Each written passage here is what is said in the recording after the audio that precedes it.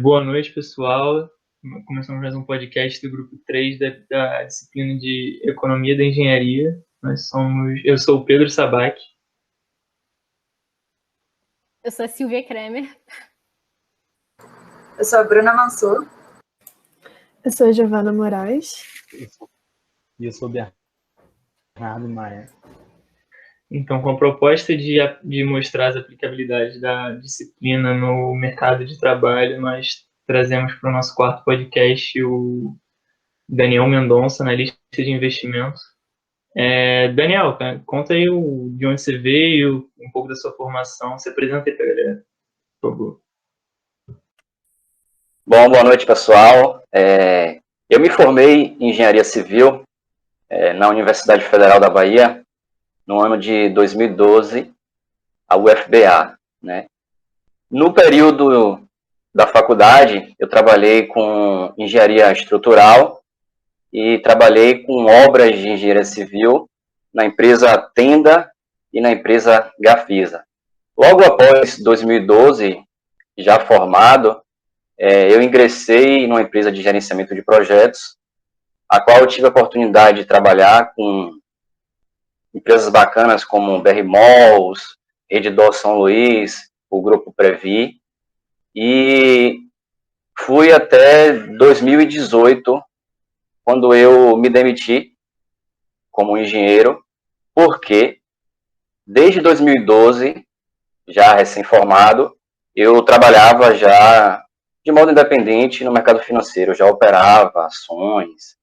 E em 2018 eu percebi que muita gente começou a me procurar, enfim, eu comecei a fazer operações que já eram bem relevantes na minha questão patrimonial e fui fazer a carreira solo. A partir de 2020 eu percebi que eu precisava realmente formalizar, então foi quando eu me formei em analista de investimentos, né, CNPI, T, técnico, e pela APMEC, que é a Associação de Profissionais do Mercado de Capitais, né, que é, por sua vez, credenciada na CVM, Comissão de Valores Imobiliários. Foi isso. E desde então, trabalho como analista de investimentos. Pô, bacana, legal, né? E sobre o seu trabalho? O que você faz no seu cotidiano, no seu dia a dia? Bom, assim, quem trabalha com investimentos, tanto os analistas quanto os gestores e outros profissionais, porque existem vários profissionais na área de investimentos, a primeira coisa é ler bastante, né? Então, eu já começo o dia lendo sobre as informações diárias do mercado. Após isso, eu basicamente analiso o mercado de modo constante, né? Buscando oportunidades através de distorções, que a gente chama. Em paralelo, eu monitoro o mercado analisando os riscos das minhas posições, porque eu tenho uma carteira montada, né, diversificada, que eu vou falar mais para frente, e à medida que o mercado vai acontecendo, as variáveis vão acontecendo, você tem que reposicionar alguma coisa em relação ao risco que você está correndo. A taxa de juros subiu, né? Você provavelmente vai ter que aumentar um pouco da posição de renda fixa. A expectativa da inflação também aumenta. Enfim, você tem que ir monitorando esses riscos. Eu analiso bastante a curva de juros futuros DI, né, que é calculada e divulgada pela B3. É muito importante porque os juros ele impacta, né, definitivamente os investimentos, principalmente ações. Quando você tem quando o mercado precifica um aumento de juros, significa que você tem uma inflação aí em vista, né? O risco país também aumenta, porque subentende-se que o risco, um país com a taxa de juros maior, você tem mais risco em investir naquele país. Então, a curva de juros é uma coisa muito importante nos investimentos. Ao mesmo tempo, também analiso a inflação, né? O site de IBGE, a gente está vendo hoje que a inflação está subindo. Isso é muito ruim para o mercado. Também analiso a minha carteira, né, meus fundos de investimento, que eu tenho fundos de renda fixa, tenho fundos multimercados, fundos internacionais, a gente sempre tem que monitorar os investimentos. As ações, né, que é o meu grande forte, né, que eu gasto mais energia em saber distorções de ações, né, que, por exemplo, eu gosto muito da posição chamada long short, comprado e vendido, é você entender as distorções de empresas semelhantes. Por exemplo, essa semana no Instagram eu fiz uma recomendação da Agro 3, porque em relação ao seu par, por exemplo, a SLE, ela estava muito descontada. Então, você tem uma ação a SL estava muito valorizada, né, e a Agro muito desvalorizada. Então, essa distorção é uma oportunidade de ganhar dinheiro, entendeu? Aí faz uma análise gráfica, obviamente. Enfim, eu comprei essa ação e ela valorizou, eu acho que 15% em 7 dias úteis. É uma coisa assim absurda, né? Por uma distorção de mercado, né? Além disso, eu reposiciono, faço operações de proteção, né, que a gente chama de hedge, né? Por exemplo, mercado futuro. Se você entende que o Ibovespa vai cair, você opera vendido, né? Então, você ganha dinheiro quando o mercado cai. É uma coisa muito importante também, porque a maioria das pessoas, principalmente os investidores iniciantes, eles só conseguem operar comprado, né? Então, quando o mercado cai, eles perdem dinheiro. Você tem que sempre estar nessas duas posições. Além disso, tem as consultorias, né? Eu tenho clientes, eles quase que todo dia me mandam dúvidas a respeito da posição deles, do que eles devem fazer. Tem as consultorias também, as mentorias que eu faço, né? Enfim, é bastante coisa, realmente. É um mundo muito grande para quem quer ser analista. E é só com uma questão de curiosidade, para quem quiser seguir essa carreira, hoje no Brasil a gente tem em torno, se não me falha a memória, menos do que 900 profissionais CNPI no país. Para um mercado onde a taxa de juros está baixa e as pessoas estão cada vez mais adentrando no mercado de capitais, porque a renda fixa não está mais rendendo muita coisa. Então, a demanda por profissionais dessa natureza vai crescer bastante no Brasil nos próximos anos. Os Estados Unidos, por exemplo, tem 200 milhões de pessoas que investem na Bolsa. No Brasil, a gente tem pouco mais de 3 milhões, então a gente tem um mercado gigante aí pela frente. Entendi. É interessante. Uma dúvida que eu fiquei é como você realizaria seus relatórios de investimento mensais. Para você, o que seria atrativo em uma empresa, por exemplo? Olha, como é que eu faço os meus relatórios mensais, né? Primeira coisa é saber como está a posição da carteira, porque a carteira tem fundos de renda fixa, fundos multimercado, ações, fundos imobiliários, fundos internacionais, então tem uma série de ativos nessa cesta.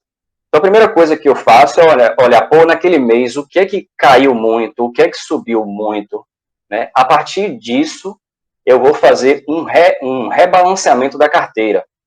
Porque, por exemplo, você tem 20% em renda fixa. Se a renda fixa da sua carteira subiu para 23%, 24%, significa que você ficou mais alocado em renda fixa. Então, você desequilibrou a sua carteira. Então, você tem que vender um pouco de renda fixa e alocar esse capital da venda em outros ativos. Então, aí a gente busca, né, obviamente, como eu falei, das discrepâncias de mercado, aquele lugar onde surgiram mais oportunidades para a gente pegar aquele dinheiro ali da renda fixa que a gente vendeu e colocar nessa posição, entendeu? Rebalanceamento de carteira. Aí, a partir daí, eu dou a recomendação que hoje só, como eu falei, só quem é credenciado no país para fazer recomendações de investimentos são os analistas de investimentos CNPI. Hoje tem muita gente aí que faz recomendação na internet, então isso é um ponto de atenção, porque, por exemplo, ninguém faz uma cirurgia, né, com um engenheiro, e ninguém quer comprar um prédio onde um médico fez prédio. Então as pessoas ainda têm que tomar essa consciência de que investimento é algo né, que tem um risco e precisa ser ponderado e analisado por profissionais. Tanto que a CVM, que é um dos braços do sistema financeiro nacional, né, junto com o Bacen, ali abaixo do Conselho Monetário, prega isso, né? Então, é algo que precisa ser realmente feito com zelo. Você me perguntou sobre o que é que eu acho. Deixa eu botar aqui no computador que eu tenho a pauta. Quais são os pontos importantes da empresa, não é isso? O que seria atrativo numa empresa? O que é atrativo? Isso. Bom, existem dois tipos de analistas de investimento, né? Existe o analista de investimento fundamentalista e o analista de investimento técnico. Para a pauta de vocês, a emenda de vocês, o analista fundamentalista ele cobre mais fatores. Falando de análise fundamentalista, eu vejo o seguinte: crescimento de receita, tá? Você pega uma empresa que tem crescimento de receita assim acima de 5 anos, a receita vai crescendo, é muito legal, muito interessante. Margem líquida, ou a empresa tem uma margem líquida interessante, é outro ponto positivo. A dívida bruta sobre o patrimônio. Você tem uma empresa com muita dívida em relação ao patrimônio líquido dela, não é bom. Você tem que buscar empresas que tenham uma baixa dívida em relação ao patrimônio líquido. O lucro líquido da empresa, muito importante. O lucro líquido é crescente, ele é positivo, né? Outra coisa também que eu analiso bastante é o CAPEX, em relação à depreciação. Não faz sentido na minha cabeça você comprar uma empresa que ela está com CAPEX menor do que a depreciação, né? Ou seja, você tem que ter uma empresa que ela invista, tem um projeto de investimento interno maior do que a própria depreciação dela. Esse é um ponto. Se você tem uma empresa que tem uma depreciação maior do que ela tem a capacidade de investir, é óbvio que ela está indo para o caminho errado. Tá certo? E essa foi uma importante pergunta, porque, por exemplo, existem aproximadamente hoje 400 empresas no Ibovespa, e a primeira, apesar de eu ser analista técnico, eu estudo um pouco também de análise fundamentalista. A primeira vertente que eu tenho é fazer essa análise fundamentalista que eu falei agora para vocês. É a primeira triagem. Então, depois que eu fiz essa primeira triagem, hoje, na minha planilha de controle, de análise, eu tenho cerca de 40 empresas. Ou seja, eu estou dizendo para vocês que apenas 10% das empresas negociadas na B3 servem. 90% das outras empresas, na minha opinião, desculpem a expressão, mas são lixo. São lixo ou não têm dados suficientes para análise. Por exemplo, acabou de fazer o IPO, que é a oferta pública inicial. Ela colocou as ações, entrou no mercado primário, disponibilizou as ações para o público comprar e transacionar no mercado secundário. Então, uma empresa que acabou de fazer isso, ela não tem dados suficientes para que um analista gráfico técnico como eu entenda se ela é uma boa ou não uma empresa. E poucos dados para um fundamentalista, embora o fundamentalista possa, nesses casos, analisar melhor do que eu como técnico no início. Entendi. Obrigada pelo detalhamento da explicação, achei que ficou bem claro e muito interessante também entender melhor. E, Daniel, uma dúvida, né, que surgiu, a gente te enviou anteriormente a ementa, né, da nossa disciplina. Você poderia dizer para a gente quais tópicos dessa ementa você usa no seu dia a dia? Se você também puder exemplificar como que você faz o uso deles, seria bem legal para a gente. Joia. A emenda é muito extensa, né? E, como eu falei no início, ela é muito mais voltada para o analista fundamentalista. Mas, como analista técnico, eu uso, assim, basicamente 2 pontos que vocês mandaram, né? Que é o 2 e o 4, é os juros compostos e a inflação, né? Primeira coisa que a gente precisa falar é que não existe no mercado financeiro juros simples. Tudo e qualquer coisa que você vai trabalhar no mercado financeiro é através de juros compostos. Tem até uma frase que intitulam a Einstein, que ele fala: os juros compostos são a 8ª maravilha do mundo. Quem entende, ganha. Quem não entende, paga. Né? Então, assim, os juros compostos, ele é o grande responsável pela formação de patrimônio. Como é que eu basicamente uso os juros compostos? Na consultoria, eu preciso montar uma simulação de cenário para os meus clientes, né? Eu preciso montar uma simulação de cenário pessimista, otimista e realista. E nessa simulação de cenário, a gente entende um aporte inicial, né, que na HP12C é o PMT, né? O aporte mensal, na verdade. A gente coloca uma taxa de juros, né? E a gente projeta um valor futuro para 10 anos, para 15 anos, para 20 anos. Então, eu mostro para os meus clientes um cenário palpável. Se a gente tiver uma taxa de juros real de 0,8 ao mês, você investindo R$1.000 todos os meses durante 15 anos, você vai ter um valor futuro de X reais. Então, isso é juros compostos, né? Mostrando a ele a projeção disso em vários cenários. Outra aplicabilidade disso é assim, em cálculo de objetivo, né? O cliente, vamos dar um exemplo hipotético aqui, ele quer ter, em um ano ele quer ter R$1 milhão para se aposentar. Então, aí o que ele faz? A gente vai na HP, né, 12C, coloca lá o valor futuro de 1 milhão, a taxa de juros que a gente espera e tal, e descobrimos qual é o aporte mensal que ele precisa fazer, né? Então, para ele chegar a 1 milhão daqui a 10 anos com a taxa tal, ele precisa todo mês colocar X. Então, ele se programa para isso. Os juros compostos nos dá essa possibilidade. E isso aí é uma sopa de letrinha, né? Essa fórmula aí de valor futuro, porque a pessoa pode dizer que tem X de dinheiro todos os meses para aplicar, que é o aporte, aí a gente entender quanto ela vai ter no futuro. A gente pode mudar essa taxa de juros dependendo do perfil do cliente. A gente tem um cliente conservador, então ele vai investir mais em renda fixa, mais em multimercado, menos em ação. Então a gente tem uma expectativa de que a taxa de juros dele real seja menor. Então isso vai impactar no valor futuro, né? Ou agora a gente tem um cliente agressivo, não, esse aqui investe mais em ações, então a gente tem uma taxa maior. Enfim, o outro ponto bastante importante, que assim poucas pessoas entendem assim de maneira prática, é o efeito da inflação, né? Porque não adianta você falar para alguém: esse mês eu tive 0,5 de rentabilidade. Não me diz nada isso.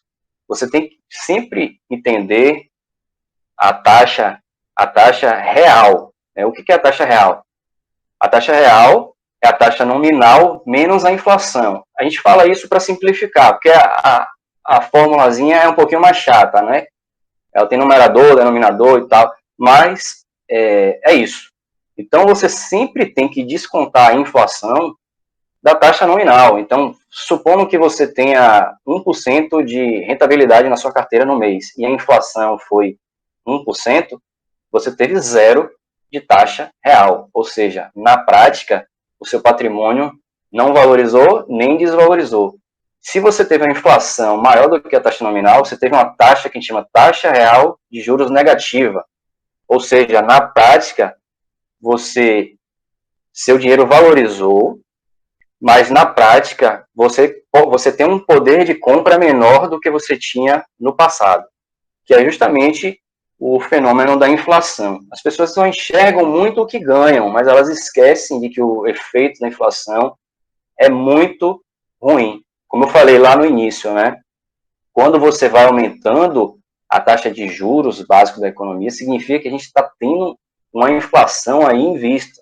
E isso é ruim porque o dinheiro fica mais caro, né? O empresário, ele fica com mais dificuldade em captar o dinheiro. E se o empresário tem mais dificuldade em captar o dinheiro, ele tem mais dificuldade em investir, em contratar. E aí você tem mais desemprego. Então você gera uma série de problemas econômicos para um país com uma inflação crescente, porque o controle de política monetária da inflação é basicamente você aumentar a taxa Selic, né, que é a taxa básica de juros. E como as outras taxas, CDI e várias outras taxas, elas simplesmente andam em paralelo à taxa Selic, o país todo fica caro. Financiar um carro fica mais difícil, financiar uma casa fica mais difícil, pegar dinheiro no banco fica mais difícil. Então, você mexe com o poder de compra da população. Enfim. Cara, mais especificamente sobre o fluxo de caixa, você costuma fazer uma análise?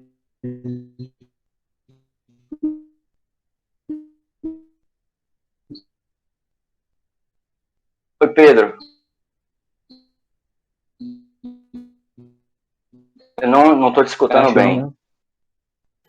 Hum, Acho que meu sobre- internet está me ruim. Qual que eu pergunte? Ah, não, acho que voltou. Pode... Você falou do fluxo de caixa, não é isso? Isso. Cara, Caixa, importantíssimo esse tema, é o tema de vocês. Assim, trazendo para a vida real, é a coisa mais importante de uma empresa, certo? O fluxo de caixa, vamos falar assim de uma loja, na prática, depois a gente passa para ações, né? O que é o fluxo de caixa na contabilidade, né? É uma medida financeira que você chega deduzindo desde lá da receita líquida, você deduz, chega no EBITDA, que é o lucro antes dos impostos, aí depois você deduz os impostos, e aí você, enfim, você vai fazendo uma série de deduções para chegar no fluxo de caixa. Mas, na prática, o fluxo de caixa é a diferença entre entradas e saídas, né, de uma empresa. Se você tem mais entradas do que saída, aquele fluxo de caixa no mês ou no período vai ficar positivo. Se você tem mais saídas, ele vai ficar negativo. O que isso significa para a empresa? Tudo. Se você tem uma empresa que tem um fluxo de caixa negativo, significa que, no mínimo, ela vai estar destruindo o capital de giro dela. Então, é questão de tempo para ela entrar em concordata ou falência, que é o que está, infelizmente, acontecendo no Brasil hoje, né? Você tem uma série de empresas pequenas que, por estarem com fluxo de caixa negativo em diversos períodos no meio da pandemia, elas simplesmente gastaram todo o capital de giro delas e entraram em falência, né? Então, o capital de giro, ou o fluxo de caixa, realmente é a coisa mais importante dentro de uma empresa. Quando você vai levar isso para o mercado financeiro, quando você vai levar isso para o mercado financeiro, já é mais complicado, porque é o que chama de fair value. Os analistas fundamentalistas, eles calculam o valuation da empresa através de... Tem vários métodos, mas o mais usado é o fluxo de caixa descontado, né? Ele estima o fluxo de caixa futuro da empresa, traz esse fluxo para o presente, a uma taxa de desconto, ou taxa de atratividade, existem várias taxas, e aí ele estima o valor daquela empresa, né? E eles gostam de falar esse nome em inglês aí, fair value, que, na minha opinião, é bem complicado de fazer, porque, como eu disse, você vê, a gente estava com um fluxo as empresas estavam com um fluxo de caixa, e aí de repente veio uma pandemia, aí mudou totalmente o jogo, né, o cenário. O fluxo de caixa, por ser futuro, né, é algo muito difícil de mensurar, né, e ainda tem a questão da taxa de atratividade, né, que é o denominador. Se você aumenta a taxa de atratividade, a taxa de desconto, você diminui o valor. Então, normalmente, eles pegam essa medida baseada na taxa de juros da economia, baseada na dificuldade da empresa conseguir executar aquele business. Quanto maior o risco, maior a taxa que eles aumentam. Então, varia de acordo com o pensamento do analista que está fazendo aquilo ali, né? Ele tem que chegar num acordo do que é viável em termos de futuro Ele trabalha muito com o futuro, né? Mas é um método interessante para análise de ações. Entendi, obrigada. A nossa próxima pergunta é relacionada ao que você falou mais cedo, que você lê bastante. Você poderia falar um pouco mais sobre quais ferramentas, locais de consulta você utiliza para ficar antenado no mercado, levando em conta que um analista de investimentos precisa estar sempre se atualizando? Então, uma das coisas que a gente tem que ter preocupação hoje em dia é com o excesso de informações, né? O excesso de informações, ela causa uma poluição na nossa cabeça, então eu procuro ter boas fontes, poucas fontes. Eu uso muito o investing.com, né? Logo cedo eu leio o Infomoney, eu também uso, o TradingView para análise gráfica, o fundamentos.com.br para análise fundamentalista, para saber a questão de receita, lucro. Uso cartas de gestoras, por exemplo, o Brasil Capital, a Dynamo, a RX Investimentos, que são algumas das melhores gestoras do mundo.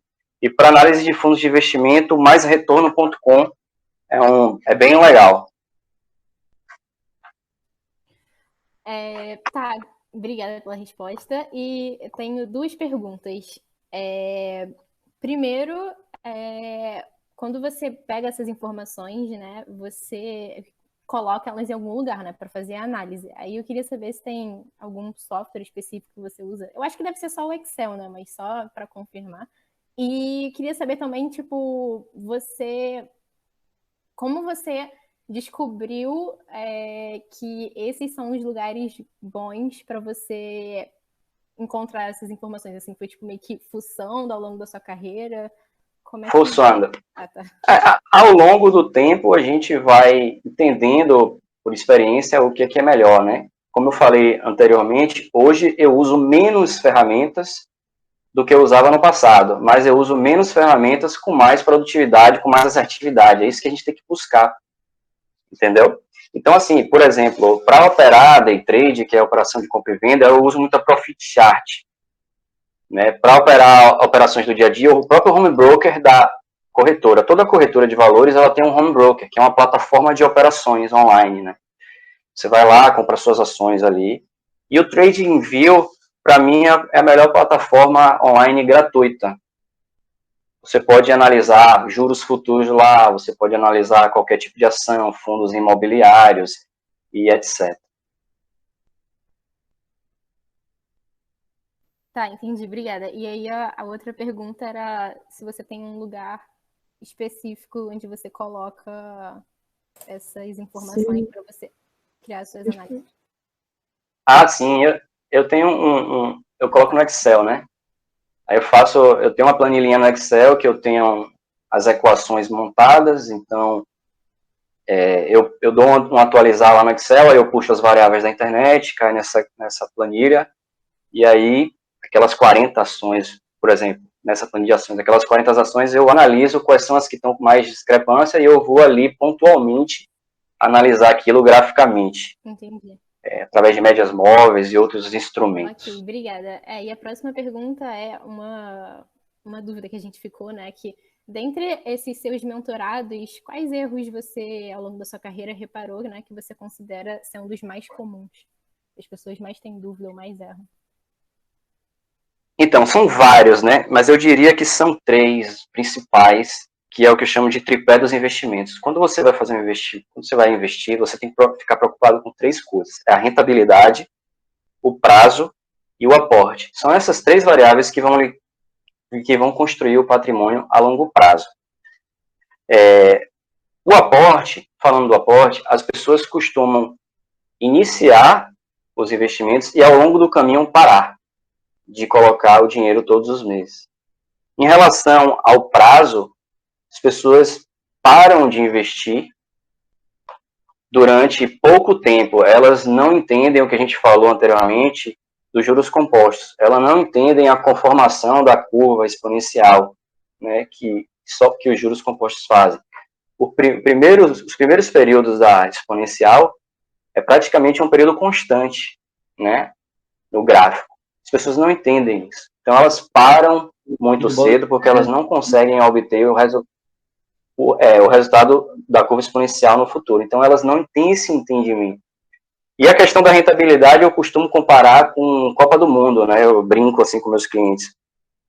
Cada Copa do Mundo, normalmente, tem uma seleção que ganha. Assim como no mercado financeiro. Todos os anos vão ter gestores ou analistas que vão ser melhores do que os outros. Então, se você, todos os anos, ir atrás do analista que teve a maior rentabilidade, você não vai conseguir construir patrimônio. O importante é você estar com um analista que seja bom, um gestor que seja bom, que tenha uma estratégia bem definida e você seguir essa estratégia. Então, não é ficar mudando de gestor para gestor, de analista para analista, entendeu? Porque um teve uma rentabilidade de 10% no ano, aí no outro, o outro teve 15%, aí o que teve 10% já não teve 10%, teve 5%. Não é assim, entendeu? O importante é você manter a estratégia, manter o foco de longo prazo, porque você vai chegar lá com os juros compostos.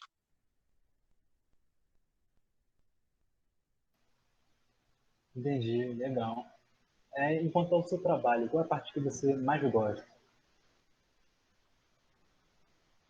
A parte que eu mais gosto, sem dúvida nenhuma, é ver a mudança de mentalidade de meus clientes.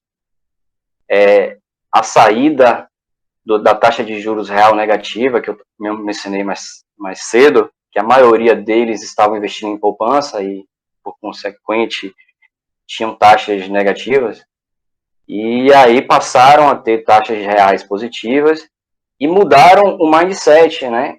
A mentalidade sobre investimentos, de poupar, de saber diversificar, de não entrar em pânico nas crises, de manter uma estratégia. Então, o maior feedback que eu recebo dos meus clientes é sempre esse.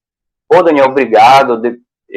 Realmente eu não tinha uma mentalidade formada, agora eu tenho uma mentalidade formada ao ponto de eu querer ler um livro de investimentos, né?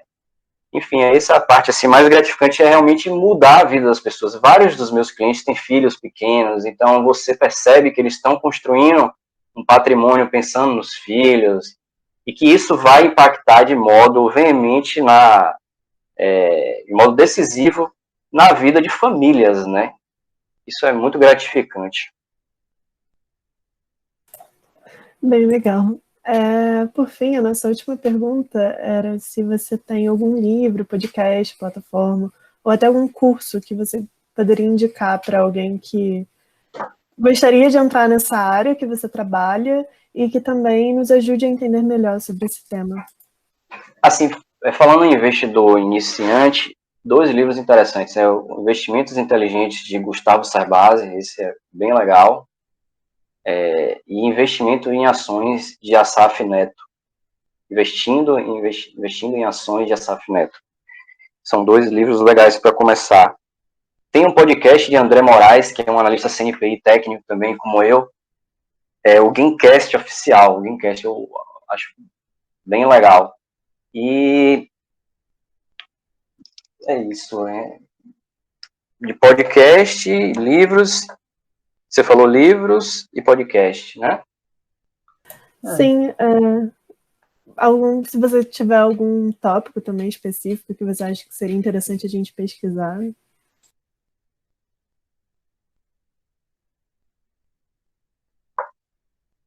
Não, assim, em relação a iniciar os investimentos, ler bastante, certo? Começar com conhecimento. Eu sempre falo que não comece os investimentos a investir sem conhecimento. Todo mundo que começa a operar sem ler, de alguma forma perde dinheiro. Então, é isso, busque conhecimento.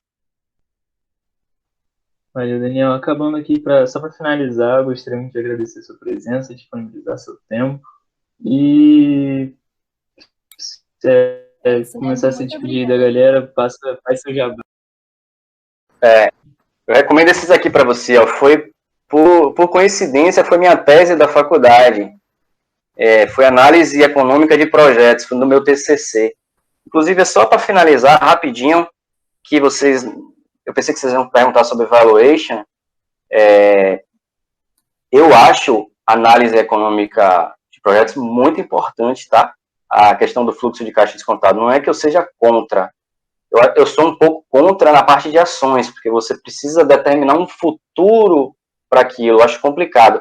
Mas na parte econômica de projetos, por exemplo, você quer construir uma lojinha, você quer comprar um apartamento, você quer fazer qualquer comércio hoje em dia, é muito importante você fazer uma análise econômica de projetos, sabendo se o VPL deu positivo, se o VPL deu negativo, qual é a sua TI, sua taxa interna de retorno, certo? Inclusive, os 2 dos grandes bilionários do mundo, o Jeff Bezos, da Amazon, e o Carlos Slim, mexicano, eles só iniciam qualquer projeto, isso é engraçado. Primeiro eles procuram saber se aquilo ali é viável, relevante na cabeça deles. Depois eles procuram saber se o VPL é positivo. Se o VPL não é positivo, eles não querem nem saber do que se trata. Então eles não perdem o tempo deles, entendeu? Então eu só queria deixar isso claro, que eu não sou contra o modelo de fluxo de caixa descontado. Eu só não acredito para ações e acho muito importante para uma avaliação econômica de projetos que a pessoa queira saber se aquilo ali é viável ou não, certo?